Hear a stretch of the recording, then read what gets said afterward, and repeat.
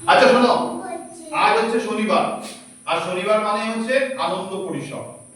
অর্থাৎ প্রত্যেক শনিবার যেমন আমরা আনন্দ পরিসরের বিভিন্ন জিনিস নিয়ে আলোচনা করি, আজকে ভিডিওগ্রাফির মাধ্যমে একটি গল্প তোমাদের শোনানো হবে। গল্প তোমাদের আমরা মাঝে মাঝে শোনাই, কিন্তু ভিডিওগ্রাফির মাধ্যমে গল্প, যেটা খুব ভালোবাসো না তোমরা দেখতে? হ্যাঁ, সবাই দেখো তো ফোনেতে? ঠিক আছে, আজকে তাহলে আমরা এটা ল্যাপটপের মাধ্যমে দেখি। ঠিক আছে, আনন্দ পরিসরে আজকের বিষয় ভিডিওর মাধ্যমে শিক্ষাদান। এইখানে আজকে একটা গল্প তোমাদের আমরা দেখাবো, খুব পরিচিত গল্প, সেটা তোমরা সবাই শুনেছো, সেই খরগোশ আর কচ্ছপের গল্প, যেটা আমরা ছোটবেলা থেকে সবাই দেখে এসেছি, কিন্তু এটা এবার ভিডিওর মাধ্যমে তোমরা দেখতে হবে। দেখো কেমন হয় এটা। তাহলে শুরু করি আমরা।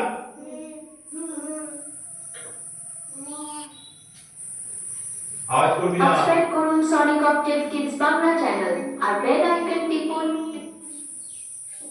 খরগোশ আর কচ্ছপের গল্প।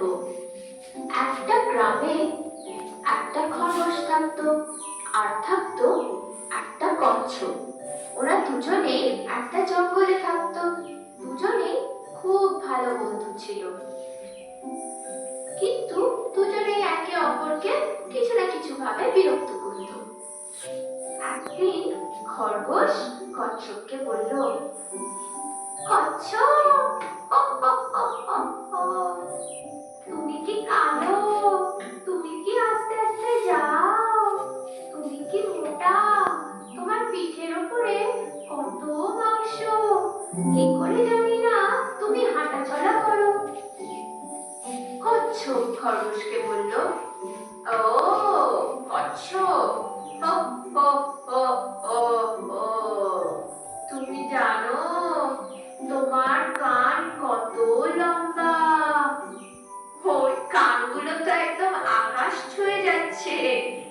ও, ও, ও, আর জানো তুমি কি ভয় পাও সবকিছুকে? একটুখানি বাতাস যায়, তুমি তো বাতাসকেও ভয় পাও। ও, ও, ও, ও, ও। এইভাবে দুজনেই দুজনকে বিরক্ত করত, কিন্তু আবার হেসে গড়িয়ে ফেলত। একদিন খরগোশ কচ্ছপকে বলল, তুমি তো প্রায় আমার সাথে ঠাট্টা করো, আমাদের দুজনে প্রতিযোগিতা করি। প্রতিযোগিতা? তোমার সাথে আমি কি প্রতিযোগিতা করব? দৌড়ানো প্রতিযোগিতা? কচ্ছপ বলল, আমি কি করে করব তোমার সাথে প্রতিযোগিতা? তুমি তো খুব জোরে জোরে দৌড়ো, আমি তো আস্তে আস্তে যাই।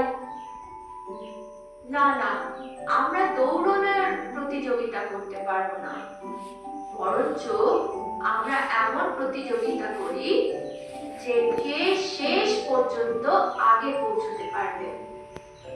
ভেবে খরগোশ রাজি হয়ে গেল কচ্ছপের কথায়। পরের দিন দুজনে মিলে একটা জায়গায় জড়ো হলো, আর গেট সেট গো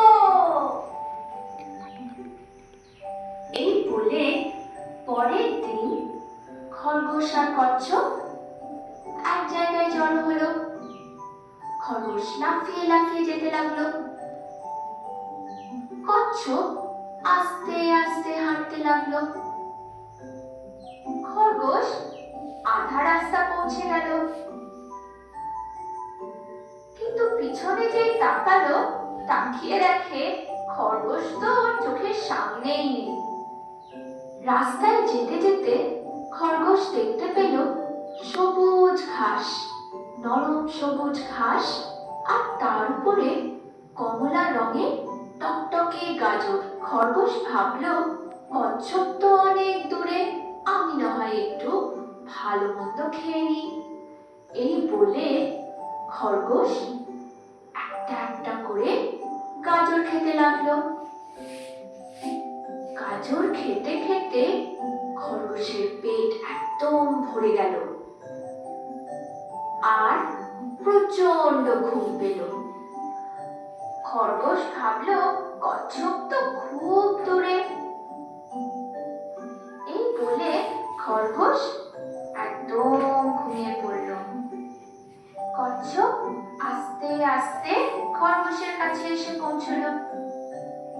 কচ্ছপ খরগোশের কাছে এসে দেখলো যে খরগোশটা একদম ঘুমিয়ে পড়েছে।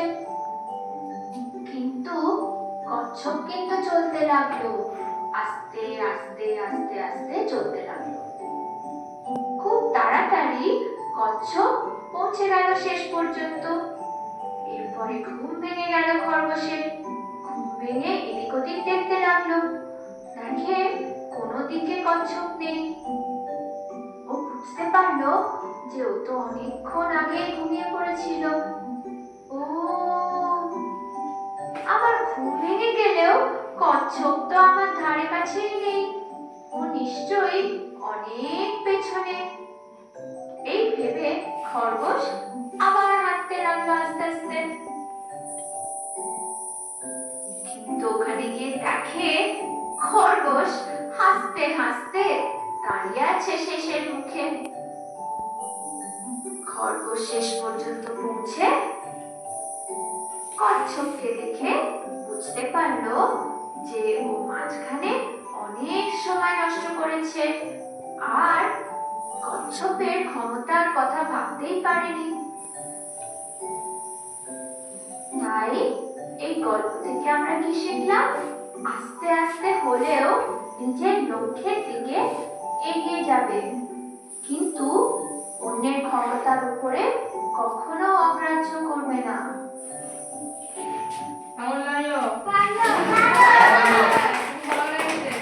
আচ্ছা, আরে আসল জিনিসটা কি জানতে পারলে? যে কাউকে কিন্তু ছোট করলে হবে না, বুঝতে পেরেছো? আর তোমার লক্ষ্যে তোমাকে স্থির থাকতে হবে যে আমি ওখানে পৌঁছাবো। খরগোশটা কি করেছিল? মাঝ রাস্তায় ঘুমিয়ে পড়েছিল বলে সে আর শেষ করতে পারলো না। তাহলে তোমরাও জীবনে নির্দিষ্ট লক্ষ্যে ধীরে ধীরে হলেও তোমাদের এগিয়ে যেতে হবে। কারণ কচ্ছপের মতো, কিন্তু খরগোশের মতো ঘুমিয়ে পড়লে হবে না, অর্থাৎ নিরাশ হলে হবে না। তোমার লক্ষ্যে তোমাকে পৌঁছতেই হবে। স্বামী বিবেকানন্দ এই একই কথা বলে গেছেন। তোমার লক্ষ্য তোমাকে স্থির করতে হবে, তবে তুমি ঠিক জায়গায় পৌঁছতে পারবে। সবাইকে কেমন লাগলো গল্প আজকে? তাহলে আনন্দ পরিসরে আজকে আমরা আনন্দ পেলাম, পেয়েছো? তাহলে একটা হাততালি হয়ে যাক। ঠিক আছে, আজ তাহলে এই পর্যন্তই থাকলো, আবার পরের দিন হবে।